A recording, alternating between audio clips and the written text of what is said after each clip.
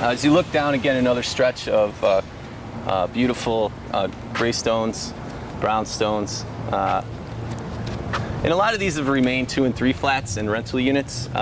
We've talked about a little bit about what a rental unit would go for. In a 3 flat like this, minimum for a 2-bedroom, 1 bath, it'd probably be $1,200. Maybe a little more if you get parking, $1,300, $1,400.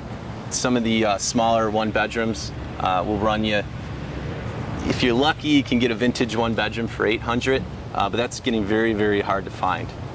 You're probably looking at $1,000 or over to rent in the neighborhood. We're a couple blocks walk from the Brown Line station here, and not far off of Foster for bus transit. Right. You get a Damon bus as well, Foster bus, and of course, like we said, the Damon Brown Line. And we haven't talked about, you're 2 blocks away from the Ravenswood Metro Line stop, which takes you downtown to the Ogilvie Transportation Center. So and actually, that's one of the pleasant street here, right? Yeah, one of the most popular modes of transportation is that Metro line. It's very busy. Now you're planning on staying here for a while, and the next question that comes up is, what's the school situation? Well, you have. What are the options? Well, you have. We're in the McPherson district here, which is across the street on Lawrence. That's the elementary school. High school is Odmonson, which is across Damon by Winnemac Park, which maybe we should go take a look at that in a moment. Big, beautiful old high school. Yeah, long history there. And actually great facilities too, because they have basically a track and field stadium that the school can use, and the park's there. It's a rather large park, so it's a pleasant setting. And you know, scores are average there, but we see improvement if you go on some of the various rating sites of the schools. Every year you see improvements in scores. So we're really happy about that. When little Ryan is about ready to go to school, we're hoping we can be very confident and have him in the public schools here. We'd rather do that. So suppose he doesn't want to go to school. He doesn't want to go to school? Suppose he doesn't want to go to school. He has no choice. He has no choice. I give him it's a free country, isn't it? Well, not when you're under 18, I think, in my household, and I told you so and all that kind of stuff. So he's going to hear all the cliches. But actually, no, we would rather have him go to one of the public schools in the area, and we're fairly confident that they'll perform well. So I think, you know, I heard really interesting. I talked to a woman who lives in Logan Square, and she's trying to organize 24 parents in her neighborhood to basically change the public school. Yeah. And you know, when you think about it, if you get 24 parents together with 24 kids in one class, you can really do that, can't you? Yeah.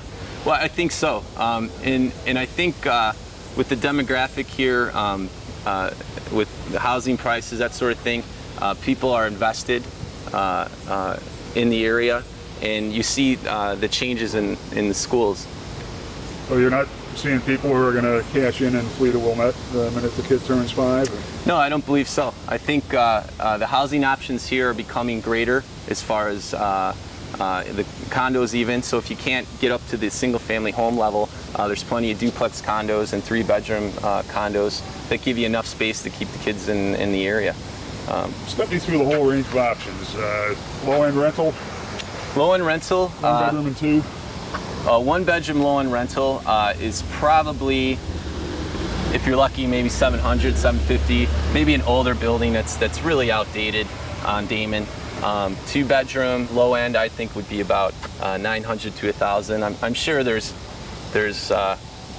instances where a little cheaper, but in my experience, as far as, you know, something in really good shape for a 2-bedroom is going to go.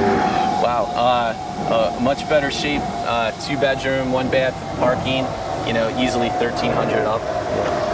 Parking spots are you know, add a little value. No parking, still you're looking at $1,200 up for 2 bedrooms, I think. Okay, and then low-end condo.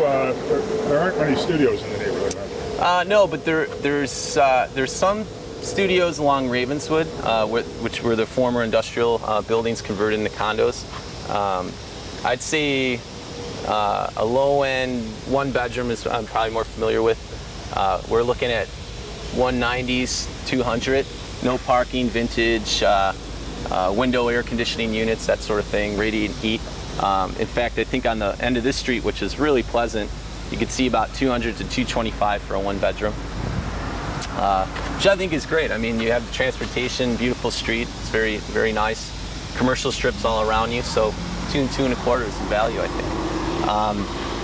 And again, it skyrockets from there. Is that a fair trade, you think, to trade off some of the conveniences for the neighborhood? What's that? Trade down some of the creature comforts for the neighborhood? Well, I believe in that. I mean, that's my philosophy. I think location's key. I think if you live in a area that you really, really love, you'll make the best out of whatever the housing situation is. I really believe that. If you don't like the area... You mean these trees and these streets are more important than the stainless steel refrigerator? Absolutely, yeah. You think? Absolutely. I push it wholeheartedly. I go on the record on that. Do all your buyers agree with that? They don't. They don't all agree with that, but I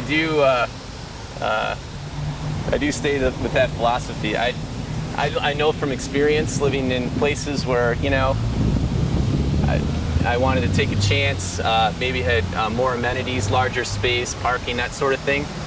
Just from personal experience, I think the location obviously is key. It's very cliche, but it's true. Not a cliche. I went through this with my daughter when she moved to the city and into a basement apartment, God forbid, but in the heart of DePaul. And I said, you know, look, shut up. Look where you're living. Yeah, absolutely. You know, forget that it's a basement. Absolutely, and even, you know, on the purchase side, I think it rings even truer. If you walk out of your house every day and you love where you live, you're going to love that home too. So.